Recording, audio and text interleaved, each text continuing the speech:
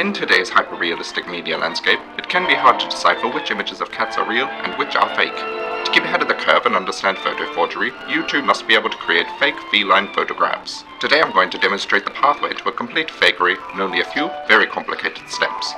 The first step to feline fakery is your source imagery. Out of the hundreds of billions of cats born each year, you need to find one that elicits a strong image in your mind's eye. Drag and drop the image into your editing software, in this case we will be using Photoshop, and unlock the layer down here. Now use the pen tool to cut out the undesired imagery. Here it is the window. Find a suitable replacement. Here you will see that the storm outside and the lighting inside are conflicting, so I'm going to add a day-to-night color lookup.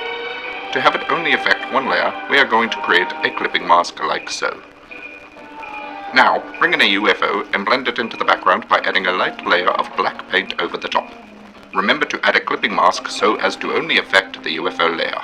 Add a laser beam by selecting the pen tool, changing the option to shape, and drawing a straight line like this. You can change your color like so, but be sure to set the stroke and fill to the same color. To create the beam, feather your line by going to the properties window and adjusting the feather lever.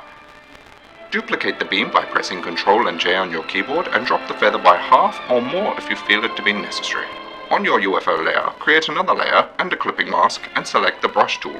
Sample the color of your beam by holding Alt over the beam and clicking once. Paint the underside of your UFO to reflect the light beam.